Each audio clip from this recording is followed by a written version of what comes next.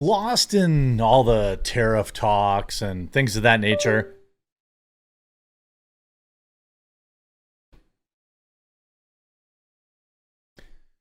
Lost in all the tariff talks and things of that nature, quietly was a massive victory against the woke machine that churns out, that seeks out, in my opinion, America's youth to inundate them with many different forms of propaganda to convince them, in my opinion, to join their team. And I am happy to report to you right now, I've got several articles, several different examples of this.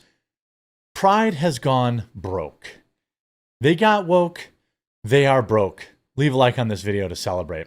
Now, there were a lot of things. As you guys know, I'm fairly tolerant in general, even if some of my viewers strongly disagree with me.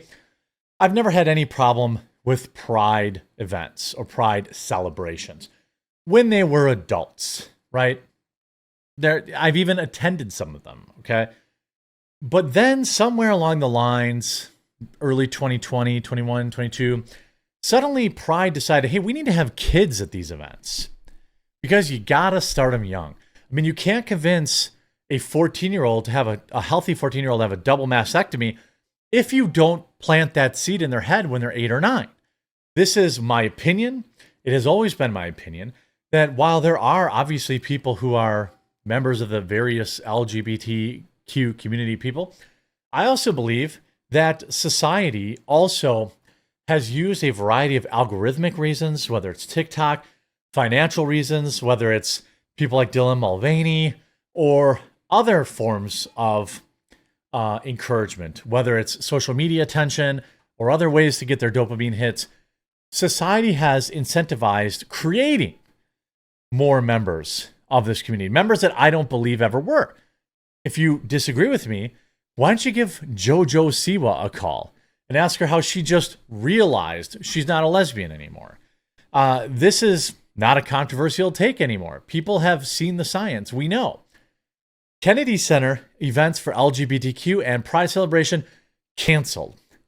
Artists and producers involved in June's Tapestry of Pride said their performances have been quietly moved to other venues in wake of President Trump's changes at the Kennedy Center.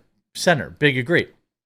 Organizers of the Kennedy Center have canceled a week's worth of events celebrating LGBTQ rights for the summer's Worldwide Pride Festival in Washington, D.C., amid a shift in priorities and ousting of leadership of the nation's once premier cultural institutions. Look, first of all, Pride Month is absurd. Have a weekend, all right? This is crazy. Multiple artists and producers involved in the center's Tapestry of Pride schedule, which has been planned for June 5th to the 8th, told the Associated Press that their events had been quietly canceled or moved to other venues, and in the wake of the cancellations, Washington Capital Pride Alliance has now disassociated itself from the Kennedy Center. Well, again, you can have all the Pride events you want, in my opinion, as long as it doesn't, you keep the kids out of it, and you pay for it. Look, if Bud Light wants to sponsor 1 million Pride events, that's their prerogative. There's going to be obviously customer backlash, and there's going to be customers that have an opinion about that.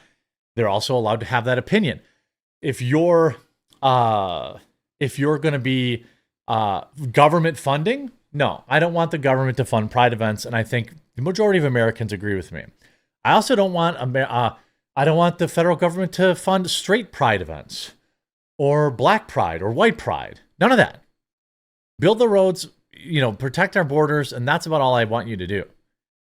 I know the DC community will be very excited to be hosting World Pride, but I know the community is a little different because of the government, said Michael Roast, founder and director of the International Pride Orchestra, which has its June 5th performance at the Kennedy Center abruptly canceled within days of Trump's takeover.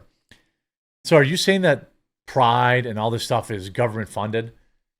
Well, it is. We know that. We saw through USAID funding that they were sending money all over the world to fund whether it was, trans orchestras in Colombia or trans comic books in Colombia or whatever these cases may be. That's not the beginning. That's just the beginning. Corporate sponsors are now backing away from LGBTQ and Pride organizations. This was published on Sunday. Numerous LGBTQ plus groups are facing six-figure sponsorship deficits for their annual Pride celebrations, forcing some to modify their festival plans. Corporations mostly cite economic concerns for pulling back on sponsorships, but Pride groups also note that they're seeing a hostile political climate for diversity, equity, and inclusion initiatives. Again, if you want to blame anybody for Pride, losing their funding, blame yourself. Blame Drag Story Hour.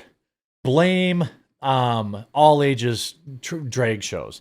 Blame 14-year-olds having double mastectomies. Blame this is all you're doing, and people were fine with your Pride events. People were fine with your Pride festivals. Straight people happily attended them, supported them, went to the concerts, all that kind of stuff, and then you went after the kids. So people were not so happy about that anymore. Companies that were once loud and proud in supporting LGBTQ plus community celebrations are now pulling back. Are you saying that they are only doing so for financial reasons? Wow. It's almost as if most of us have been saying that for the past 20 years.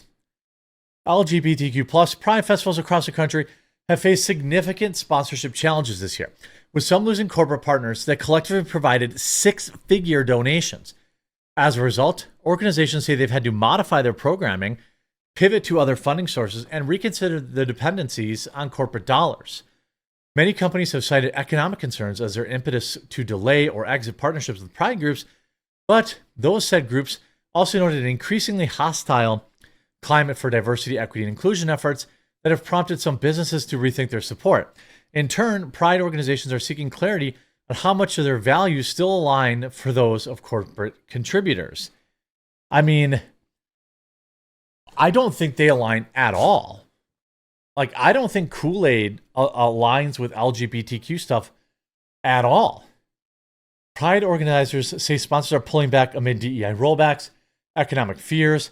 Several of the country's largest LGBTQ Pride celebrations have lost major sponsors to the tune of $200,000 to $350,000 per event.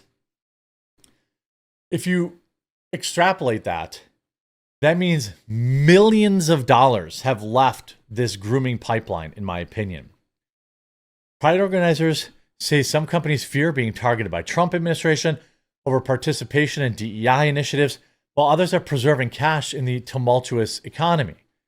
I know they're facing tough decisions inside these organizations, and I don't want to call them out. I want to call them in, Suzanne Ford said. The executive director of San Francisco Pride said of the disappearing sponsors, "We will remember those who stood by us and who didn't." Well, that's a threat, by the way. When it was politically popular, they were lined up. So you weren't mad about it when it was politically popular and they did it then. But now you're mad about it when it's politically unpopular and they're not doing it. Don't you see the point here? You're admitting your support was only politically expedient. These people actually never supported Pride groups. You yourself are admitting that they only support you when it's financially beneficial to them, so they don't actually support your movement. Eve Keller, co-president of USA Pride, listen to this. A national network of LGBTQ Pride organizers said members across the country have reported receiving significantly less sponsorship dollars this year. Some of the smaller rural prides are down 70 to 90% when compared to the average year. Can we get an applause in the chat? Can we get an applause out there? Can we leave a like on the video? 90%, 90 cents of every dollar that used to be pouring into these Pride festivals, which in my opinion were sole purpose of grooming kids into this kind of stuff, this is my opinion, have no longer got dollars. I think there are a lot of agencies, organizations that feel like they were bullied into providing this money, that they were forced into providing this money, and now that they have a scapegoat and they can get out of it, they don't want to do it anymore. And they're raging about it. We'll remember who didn't back us. This is just Seattle. Seattle Pride faces $350,000 funding gap as companies scale back. How much money was pouring into these Pride events? how many corporate dollars were rolling in? This is absolutely bonkers. Tens of millions of dollars across America were pouring into these organizations. Now, I don't have any problem. You want to, Bud Light wants to sell beer. They want to have a concert. They want to do this. They want to do that. Literally nothing wrong with that. I don't have any problem whatsoever with if an organization wants to make a capitalistic decision, a financial decision to sponsor these events. There's going to be people that don't like it and they can, shop with their dollar. There's going to be people that do like it and they can shop with their dollar. I think the real reason, though, the real issue here is that people are speaking with their dollar and they no longer want to provide to companies that are investing in this nonsense. I mean, you're talking about losing 90% of funding nationwide. Did it suddenly become unprofitable? Did these people suddenly decide that they no longer support the LGBT community? Or did it suddenly become less profitable for them? And when you're running one of these organizations and you want to, call these organizations out and get mad about it, ask yourself, why were they supporting you in the first place? They were supporting you in the first place because it was profitable, not because they cared about the LGBTQ community, not because they cared about DEI. I mean, they have, look at this. To make up for the difference, Pride St. Louis has launched a grassroots fundraising campaign called 45 for 45. We're hopeful by asking the community to now get involved. So now they're begging for money. This is after Anheuser-Busch pulled their money. Target and Bud Light are pulling money. I mean, Pride is collapsing nationwide. And I'm absolutely here for it. I hope you enjoyed this video. If you did, make sure you leave a like on it. If you haven't yet, subscribe or follow down below. We'll talk to you again real soon.